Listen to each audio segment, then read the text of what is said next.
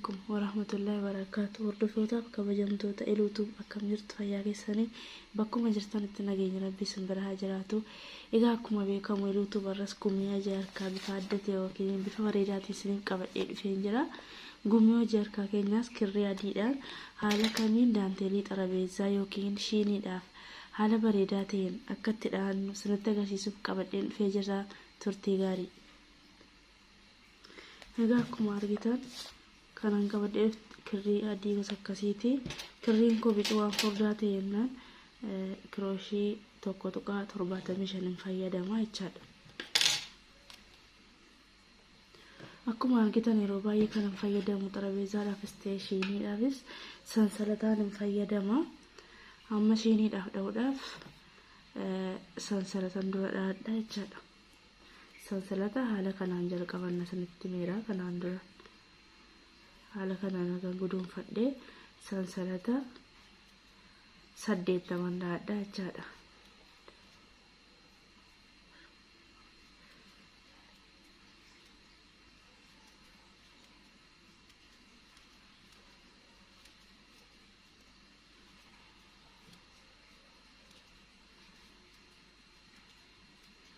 Haala kanaan sansalata 8 dhaadha. Egaa haala kanaan 8 dhaadheen jira. Erga 8 haala kanaan dhaadhee ammallee deebisee sansalata dhaadhee kanarra tokko akkasumallee double crochet tokko irraan deemaa jechaadha. Kana guutuu siirra double crochet tokko sansalata tuundha'een sansalata 8 dhaadhee kanarra double crochet tokko boolla tokko si keessan dhaadha jechaadha. Haaluma kanaan sansalanni nun barbaachisu.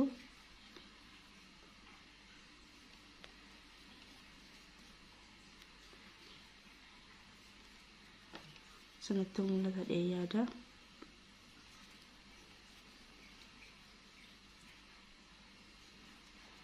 Akkuma argitan haala kanaan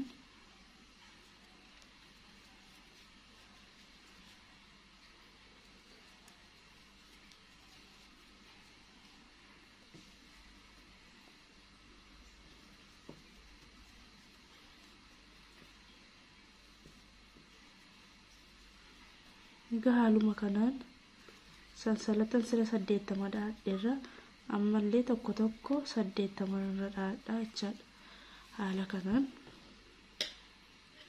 zuurii guuteen sanatti deebi'a.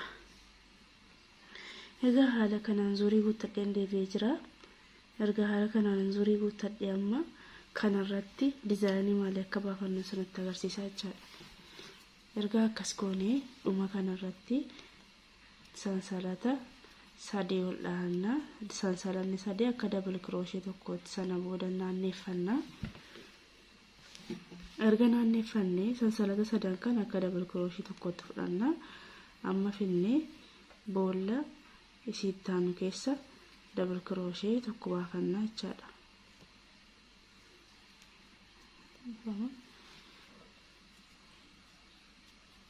Haala kanaan sansalanni kun 3 dhaadhe kun akka double crochet tokkotti ol akkaannu double crochet tokko boolla tokko keessa dhaadheedha 2 naaf ta'a jechaadha. Boolla taanu keessa 3 4 5 6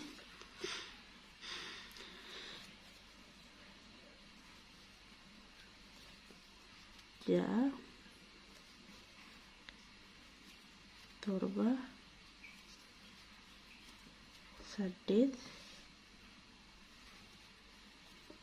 9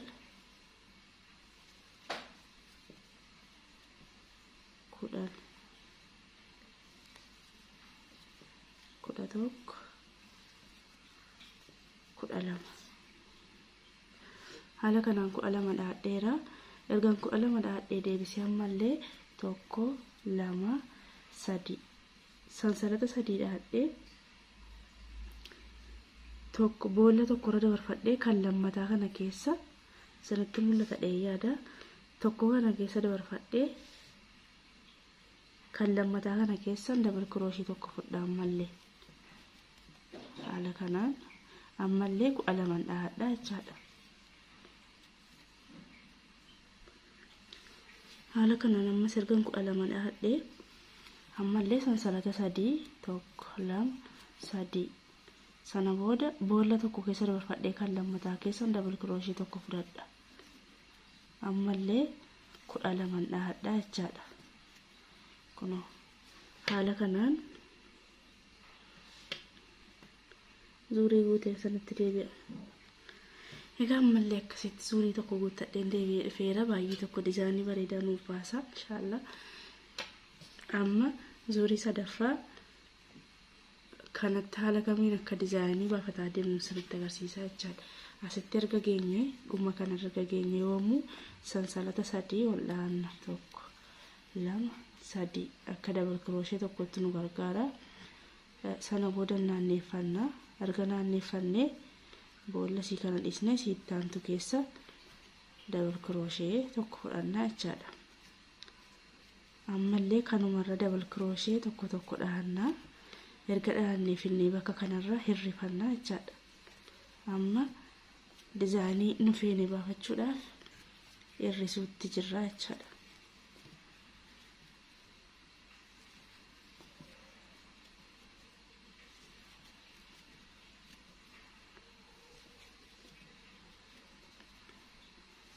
kanaaluma sanaan tokko irra deemnee finnee amma bakka kana sanitti mul'ata yaada bakka kana isii kana lachan hirrisna jechaadha. boolla tokko hirrisna. gaafa sirraa hirrisnu sansalata 3 dhaannaa 1 2 3 sansalata 3 erga dhaannee crochet keenya ramarree bakka sila sansalata 3 dhaannee tarkaanfanne sanarra finnee double crochet 3 dhahanna. sanitti mul'ata yaada bakka sila double crochet 3 yookiin sansalata 3 bakka dhaannee dabarfanne kanarra bakka duwwaa kana keessa double crochet 3 dhaannaa jechaadha. sii kanarra tarkaanfanne finnee 1 2 3 agartanii dizaayinii feenu nuutaa jechaadha. sana booda ammas sansalata 3 1 2 3 erga sansalata 3 dhaannee ammallee isii kana boolla sii kana keessa tarkaanfannee kan lammataa kana keessa double crochet tokko dhaanna. ammas akkuma sana jara kanarra double crochet tokko dhahanna jechaadha. jalqaba 12 dhaannee dabarfannee amma marsaa lammaffaa irratti meeqanoota 2 gaafa hirrisannu 10 nuuf ta'a. 10 nuuf ta'a jechaadha.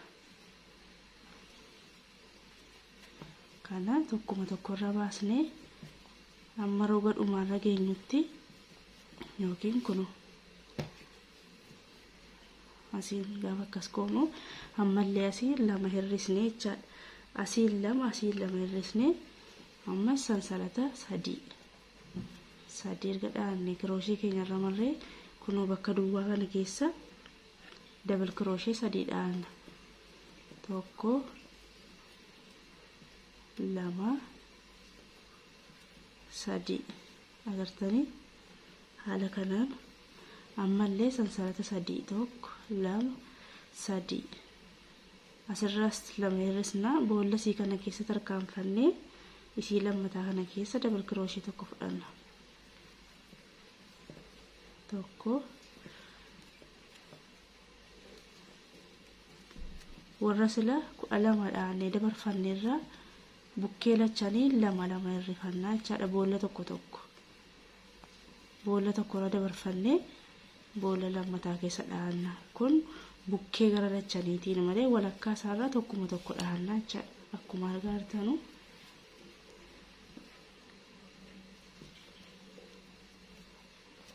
kun ammallee as bira keenyarra argaas keenye kun boolla sii kana keessa dabarfannaa. ammallee sansalata 3 dhaanee 3 erga dhaanee finnee boolla kana keessa double crochet 3 dhahanna jechaadha. siniif gala jedhee yaada. amma sansalata 3 1 2 3 amma haala kanaan dizaayinii feenu baasaa deemaa jechaadha kun. Egaa haala kanaan ammas zuurii guutadhee tan deebi'ee hin jira. Ammas roga kanarra akkuma asirratti mee sansalata sadiidha naanneeffadha.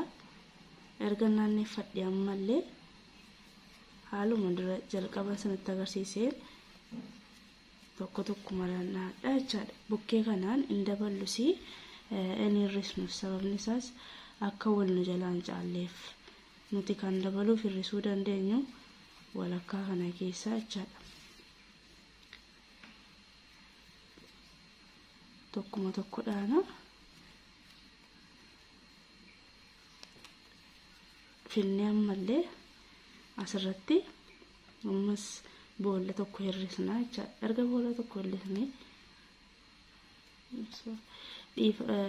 crochet sansalata sadiidhaan afwan sana booda amma bakka sila double crochet sadiidhaan dabarfannee kanarra bakka kanarra bukkee lama dabalannee 6 nuuf ta'u jechaadha. Asiin erga sansalata sadiidhaan tokko lama bukkee kanaan 2 dhaanne irra keessa kanarra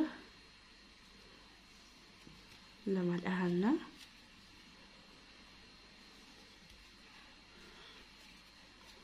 sana booda ammas sansalata tuun godhin bukkee kana keessa 2 dhaanna. Haala kanaan sila sadiidhaan dabarfannee 6 nuuf taate jechaadha kun. Haala kanaan si'uun 6 nuuf taate jechaadha. Sana booda ammallee 1 2 3 sansalata sadiidhee ammas isii kana boolla tokko keessa dabarfadhee kan lammataa kana keessan godhadha. Hidhisaan jira waan ta'eef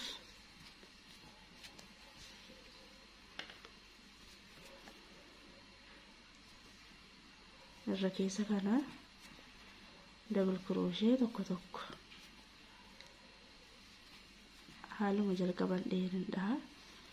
Amma bakka kanatti kunu ammallee 2 hir'isadha jechaadha. Isii kana lachanirra kan tarkaanfadha sansalata sadiidhe 1 2 3 dhahee isii kana boolla tokko kanarra tarkaanfadheen as bakka duwwaa kana keessa double crochet 2 dhaadha.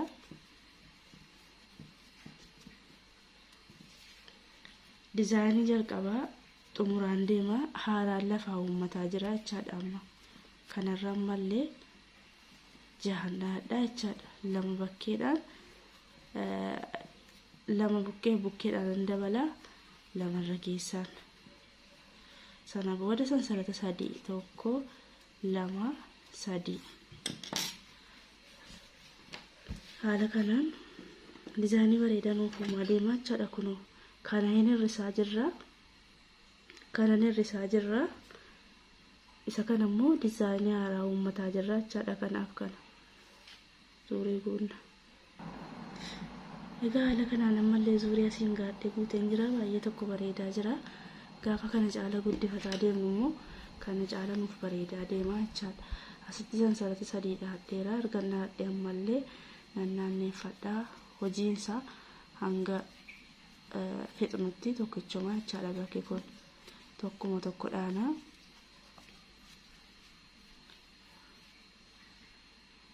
haaluma kanaan finnee bakka kanatti sansalata 3 dhaanne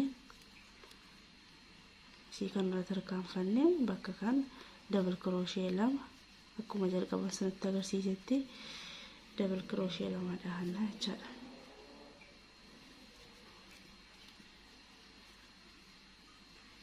Isii kana jalqaba 6 dhaannee qabna turre amma immoo meeqa nuu ta'u